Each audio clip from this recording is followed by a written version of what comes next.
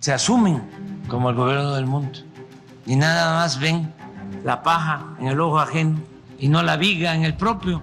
He estado visitando varias ciudades de México y pude darme cuenta de una alarmante tendencia que tenía que compartir contigo. Miles de extranjeros, principalmente estadounidenses, pero también europeos, están huyendo de sus países en busca de una vida mejor y terminan inundando varias de esas ciudades, haciendo que los alquileres y los precios de las viviendas suban muchísimo y así en la práctica casi que expulsando a quienes viven allí, porque se les hace cada vez más difícil costearse la subsistencia en el lugar donde siempre han vivido y trabajado. Y del otro lado de la frontera, como causas de este problema, desde California, Nueva York y otros estados de Estados Unidos, se está hablando de un éxodo masivo justamente a causa del alto costo de la vida, especialmente los alquileres y ahora también las hipotecas, una inflación que no se detiene, impuestos excesivos, desconfianza en las instituciones, creciente inseguridad y en muchas ciudades una criminalidad desbordada. Sin embargo, en Estados Unidos acusan a México de algunos de estos problemas. Without the people of America, Mexico, figuratively speaking, would be eating cat food out of a can and living in a tent behind an outback. So why don't you and the president, embarrassing no one, get on the phone and call President Lopez Obrador and make him a deal he can't refuse to allow our military and our law enforcement officials to go into Mexico and work with his to stop the cartels. A México se le respeta. No somos un protectorado de Estados Unidos, ni una colonia de Estados Unidos.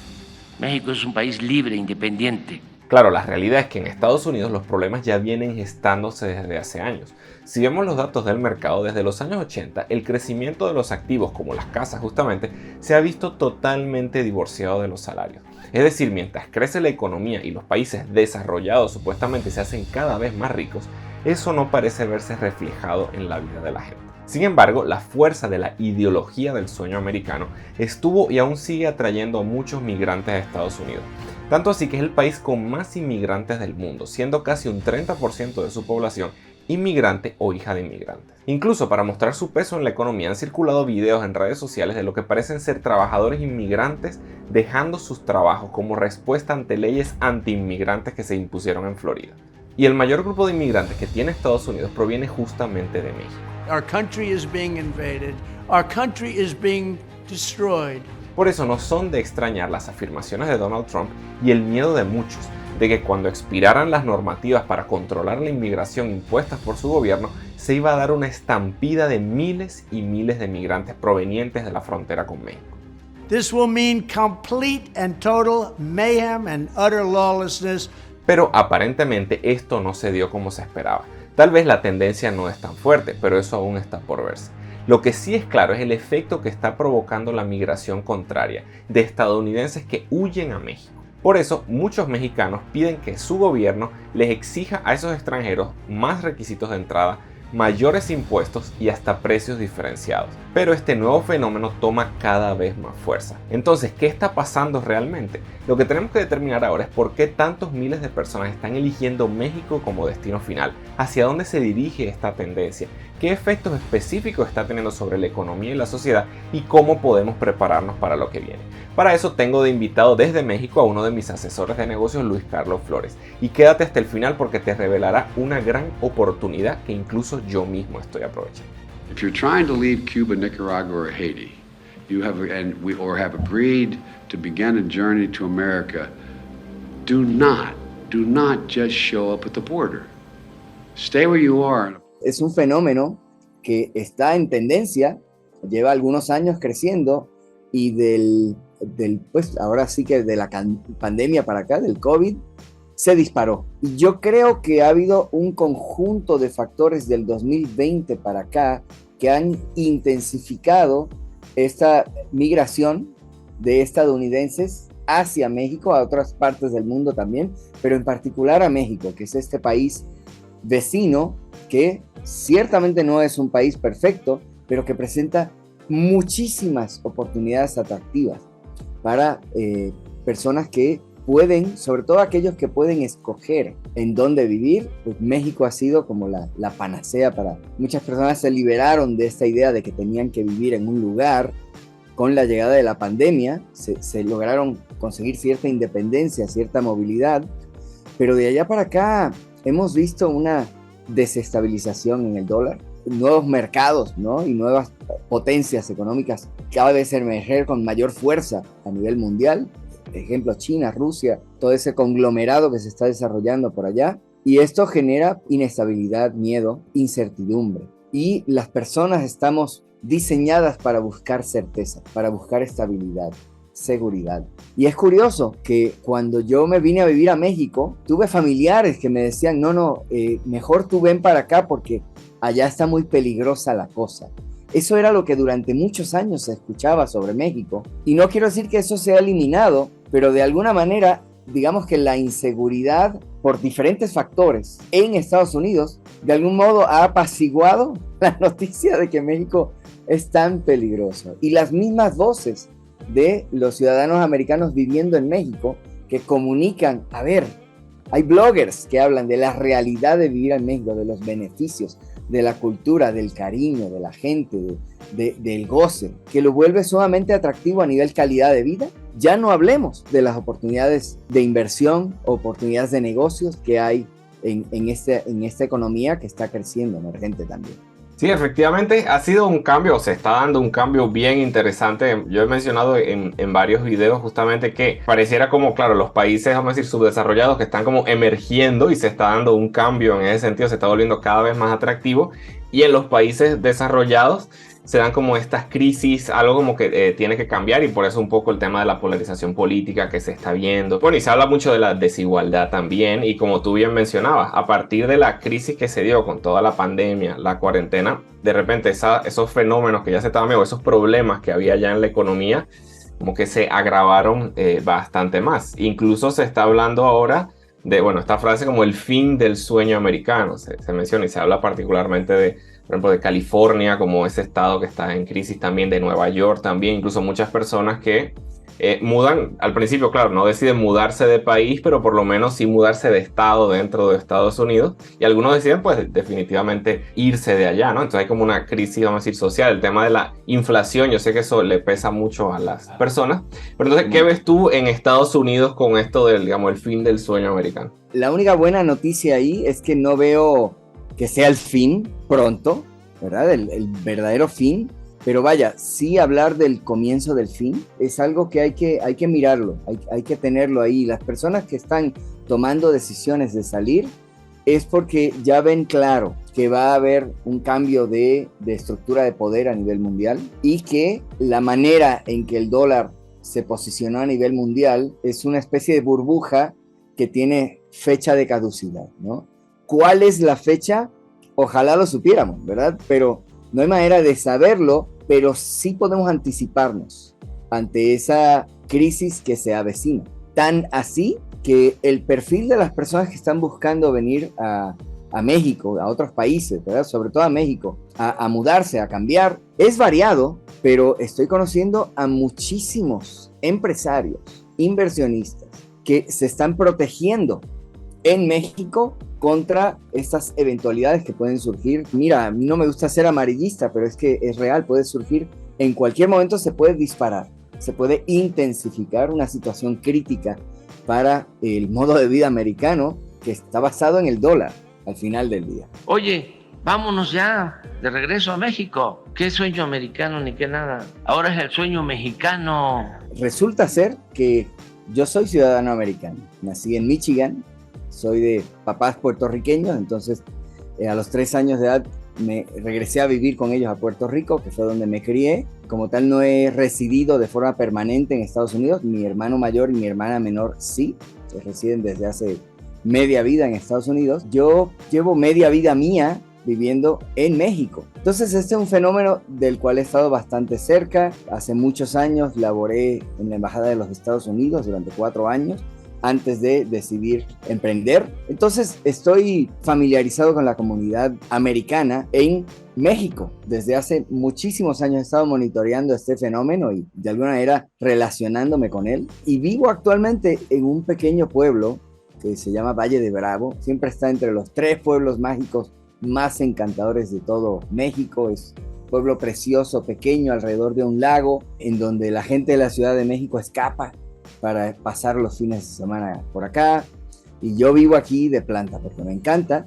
Y has de saber que hay una cantidad de ciudadanos americanos aquí, pero tremenda, porque es un lugar encantador, que es costeable, que hay una muy alta calidad de vida para aquellos que tienen hijos, pues hay maravillosas escuelas, hay oferta educativa, hay una cantidad de talento y de relaciones para hacer negocios con gente absolutamente brillante, empresarios. También está el fenómeno, ya que lo mencionaste, ¿no? Hay una gran cantidad de ciudadanos americanos en la Ciudad de México, pero también han tomado posesión uno de los pueblos más famosos de los cuales se quedaron ahí, San Miguel de Allende. No sé si lo has escuchado mencionar. Es un pueblo absolutamente encantador y vas por la calle y oyes español y oyes inglés, ¿no? Constantemente, y esto no está cerca de la frontera con Estados Unidos, está en la zona centro, a un par de horas al norte de la Ciudad de México. Viene el tema de por qué están eligiendo México. Tú diste hace un momento algunas, digamos, ventajas o cosas que se están viendo de forma positiva en México, y efectivamente en México se está posicionando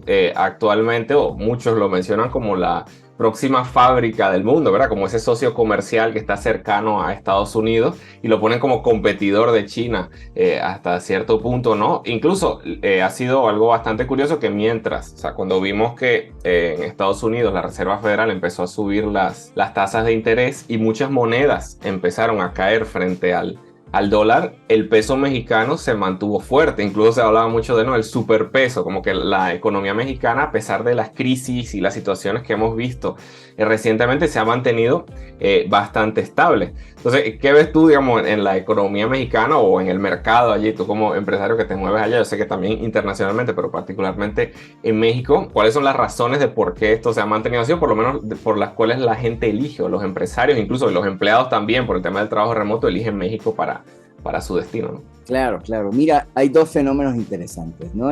Número uno, vimos este movimiento de Tesla hacia México muy importante, entre otras grandes compañías que están invirtiendo en este fenómeno, ¿no? La próxima gran fábrica de este lado del mundo, ¿no? Ciertamente es una oportunidad, y la oportunidad existe, es real. En México hay acceso a tener una gran fuerza laboral a un costo muy bajo, y esto supone una oportunidad.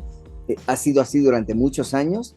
Ahora que está esta balanza de poder moviéndose, claro que quieren proteger sus inversiones los americanos, y vienen a México a construir fábricas, a contratar, a establecerse, porque hay cierto riesgo en estar jugando, tener un pie en Estados Unidos y otro en China. Ya no supone la misma estabilidad o seguridad para las empresas. Entonces, esto para el empresario tradicional, ¿no?, que tiene un negocio de creación de productos, incluso de servicios, es un panorama interesante.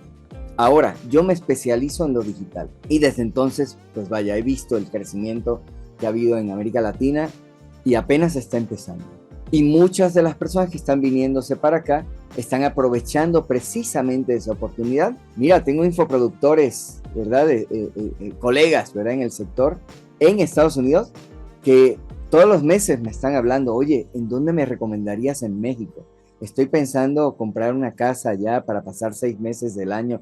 Y así empiezan, metiendo los pies al agua, y ya cuando vienes a ver, están nadando por acá. Sí, efectivamente. Bueno, y cuando yo fui, o sea, porque fui la primera vez a Ciudad de México el año pasado, y pues me enamoré. Yo estoy casi que pensando si hasta ir hacia allá, pero claro, yo no vivo en Estados Unidos, vivo en República Dominicana, que es, digamos, otro país que también está atrayendo bastante. Y bueno, y quiero agregar un elemento interesante que ya tú lo habías mencionado, porque esto de, claro, está como los dos polos de la geopolítica, que se está como fracturando un poco el mundo. En ese sentido tenemos del lado como Occidente, Estados Unidos, Europa, etcétera, y por el otro lado está, digamos, China, Rusia, etcétera. Pero hay países que se han logrado mantener como, vamos a decir, neutrales, o un poco neutrales ante este conflicto, ¿no? Entonces, por ejemplo, está el caso de México, el mismo caso de República Dominicana también, y Ray Dalio, que es un inversionista que yo sigo bastante. Entonces él plantea justamente que donde están como esas mayores oportunidades en términos de crecimiento y también de estabilidad, que era lo que tú mencionabas, justamente esos países que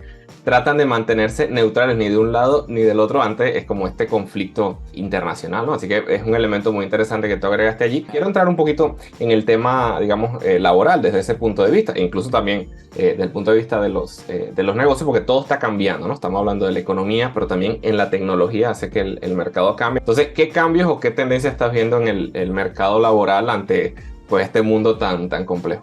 De 3 años para acá, a nivel global esto sucedió, ¿no? Nos digitalizamos, pero en particular nuestro mercado tuvo un crecimiento que ha superado el de todos los demás mercados, ¿no? Por idioma. 500% de crecimiento en los primeros 3 meses a partir de que llegó la pandemia de compras en línea. Sencillamente hubo una explosión. Y desde entonces yo fui testigo, ¿no? Y he estado en muchas salas de discusión en donde se ve la data de cómo esta explosión se propagó en los que tenemos negocios digitales. Es que no fue una ola que pasó y cayó y se fue, ¿no?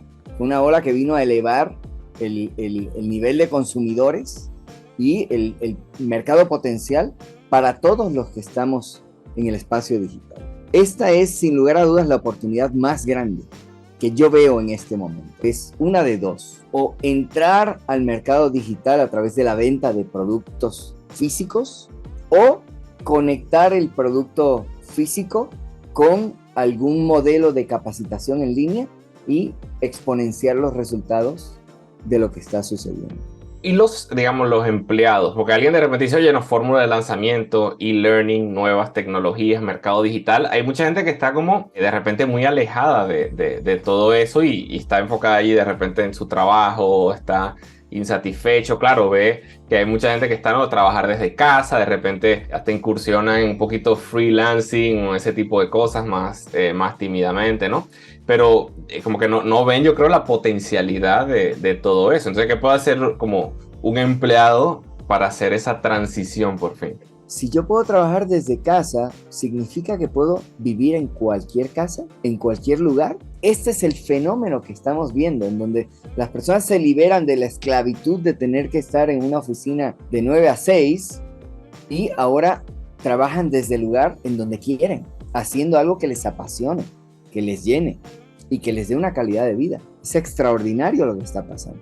En todo mercado emergente hace falta empresarios, emprendedores que tienen iniciativas, pero hace falta personas que proveen servicios que requerimos los productores, los emprendedores.